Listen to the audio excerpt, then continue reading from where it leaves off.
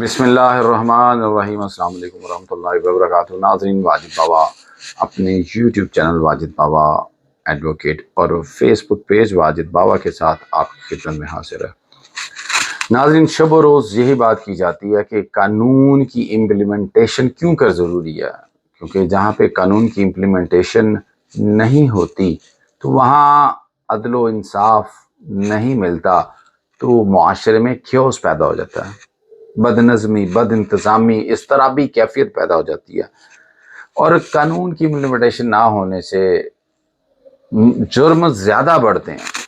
کیونکہ پھر لوگ اس بات پہ تل جاتے ہیں کہ وہ خود فیصلہ کریں گے، اور ایسے بے شمار معاملات، ایسی بے شمار چیزیں ہمارے دیکھنے کو ملتی ہے۔ ایون دو کہ ماں نے اپنے بیٹے کے قاتلوں کو گولیاں مار کے قتل کر دیا کیونکہ اسے انصاف نہیں ملا تھا، کیونکہ اس کی آنکھوں کے سامنے اس کے بیٹے کو قتل کر دیا گیا۔ جنہوں نے قتل کیا انہیں وہ دندناتے پھرتے تھے۔ اسی طرح چرچل نے یہ پوچھا اپنی کابینہ سے جنگ عظیم دوئم کے بعد کہ کیا ہمارے معاشرے میں ہماری عوام کو انصاف مل رہا، تو سب نے یک زبان کہا، کابینہ بولی کہ یس مل رہا ہے۔ تو آگے سے یہ کہا گیا کہ اگر انصاف مل رہا ہے تو ہمارا معاشرہ زندہ جاوداں ہو جائے گا، ہم پھر اسی بلندیوں پہ پہنچ جائیں گے جن بلندیوں پہ ہم جنگ عظیم دوئم سے پہلے تھے۔ ناظرین، اسی طرح معاشرے میں جو پراپرٹی کے معاملات ہیں وہ بہت ہی سنگین ہوتے ہیں، اور یہ معاملات سنگینی اختیار اس وقت کر لیتے ہیں کہ جب کسی کی پراپرٹی پہ غیر قانونی طور پہ قبضہ ہو جاتا ہے، اور یہاں پہ بے شمار معاملات ایسے ہیں کہ جس میں قبضہ پراپرٹی پہ دھونس، دھاندلی، زور زبردستی سے کر لیا جاتا ہے، کیونکہ اکثر لوگ اپنی پراپرٹیز، بالخصوص جو پلاٹ خالی پڑے ہوتے ہیں، جو مکان بند پڑے ہوتے ہیں، یا اوورسیز چلا جاتا ہے، اور میں بالخصوص اوورسیز پاکستانیوں کو سلام پیش کرتا ہوں اور ان کے حوالے سے کہتا ہوں کہ لیجسلیشن اور سخت ہونی چاہیے، کیونکہ وطن عزیز سے دور جو لوگ بیٹھے ہیں ان کی یہاں جان و مال کی حفاظت ہونی چاہیے، کیونکہ جہاں پہ وہ بیٹھے ہیں، جن دیسوں میں وہ بیٹھے ہیں، وہاں پہ قانون کی عمل داری انتہائی سخت ہے۔ تو جب قبضہ ہو جاتا ہے تو ایشوز بے شمار بن جاتے ہیں، اور اسی طرح پھر اسی کے تناظر میں انہی معاملات کو حل کرنے کے لیے ایک ایکٹ بنا، اور اس ایکٹ کے تحت اب ٹریبیونل جو ہیں وہ عمل میں جلد ان کا قیام عمل میں آئے گا اور وہ فعال ہو جائیں گے۔ لیکن میں گاہے بگاہے اس حوالے سے آپ کو بتاتا رہتا ہوں، ناظرین کو ایک ایک نقطہ، ایک ایک پوائنٹ اس ایکٹ کا بتاتا ہوں، اور آج بھی میں بڑا اہم نقطہ اور اہم پوائنٹ بتانے جا رہا ہوں، اور وہ کیا ہے کہ ایلینیشن کا ایک لفظ استعمال ہوتا ہے، اس کے حوالے سے اس کو ممنوع قرار دیا گیا ہے، لس پینڈنس کا ایک اصول ہے اس کے حوالے سے، اور پھر یہ بھی بتاؤں گا کہ جو قبضہ تھا، جو سیکشن 17 تھا وہ اومٹ ہو گیا، اس میں قبضے کے حوالے سے تھا کہ کورٹ آرڈر کر کے اپنی تحویل میں بھی لے سکتی ہے۔ اس سے پہلے کہ میں آگے بڑھوں، آپ سے درخواست ہے کہ آپ میرے اس چینل کو برائے مہربانی سبسکرائب کریں، بیل بٹن کو آن کر دیں، لائک کریں اور کمنٹ ضرور کریں، پسند آئے تو فارورڈ بھی کر دیں تاکہ دوسروں کا بھی اس سے استفادہ حاصل کر سکیں۔ واجد بابا فیس بک پیج ہے، اسے بھی فالو کریں۔ ناظرین، سب سے پہلے اور اہم بات یہ کہ اس کا سیکشن 20 پروہیبیشن آف ایلینیشن، کہ ایلینیشن کا مطلب یہ ہوتا ہے کہ آپ پراپرٹی کو ٹرانسفر کرتے ہیں، کسی کے حوالے کرتے ہیں، کسی کو قبضہ دیتے ہیں، اور کسی کے نام پراپرٹی جا کے رجسٹر کروا دیتے ہیں، ٹرانسفر کروا دیتے ہیں، تو اس ایکٹ کے تحت، اس ایکٹ کے سیکشن 20 کے تحت یہ ممنوع ہے، یہ ممنوع قرار دی جائے گی۔ کب؟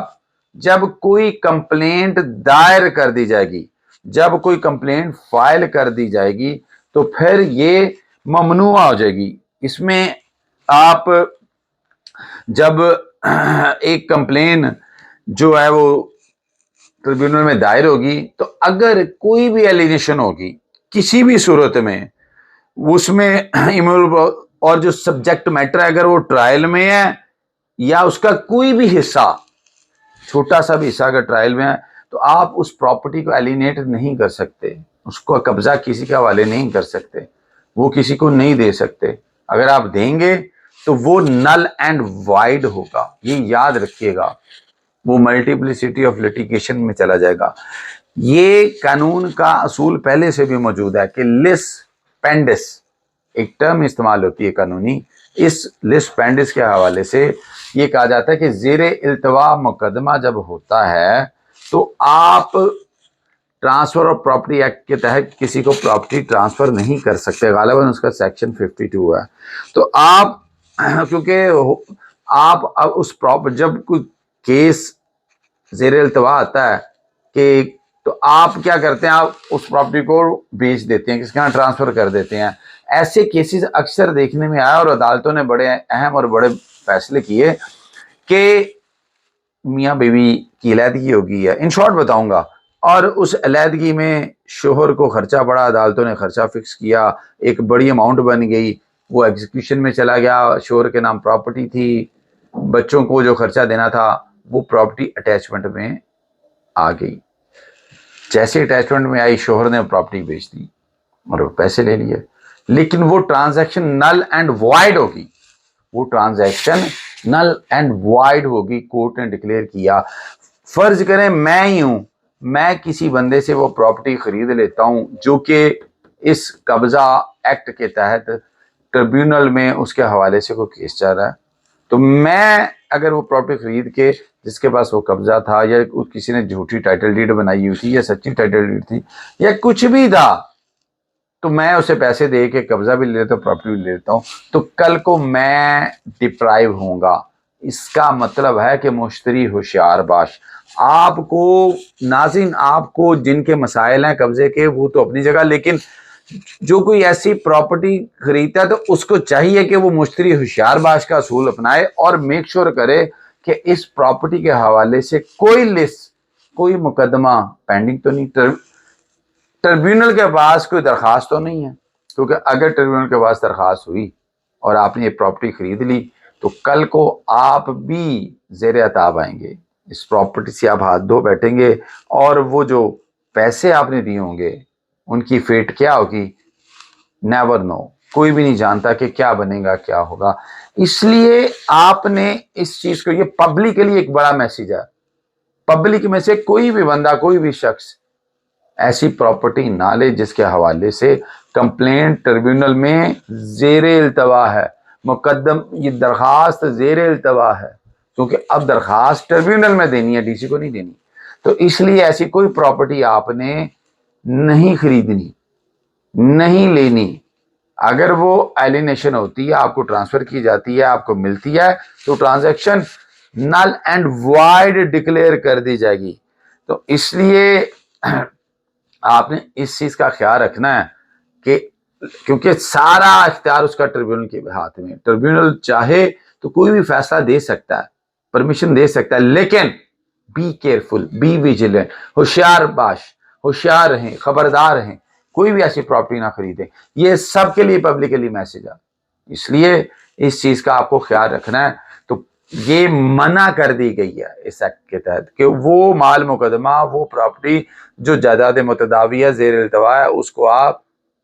ایلینیٹ نہیں کریں گے، ٹرانسفر نہیں کریں گے۔ دوسرا، یہ اس حوالے سے بات کی جا رہی ہے، ایک سیکشن 17 تھا جو کہ پہلے ایکٹ میں موجود تھا، اس کے تحت ٹریبیونل کسی بھی سٹیج پہ قبضے کو، اس پراپرٹی کے پراپرٹی کے قبضے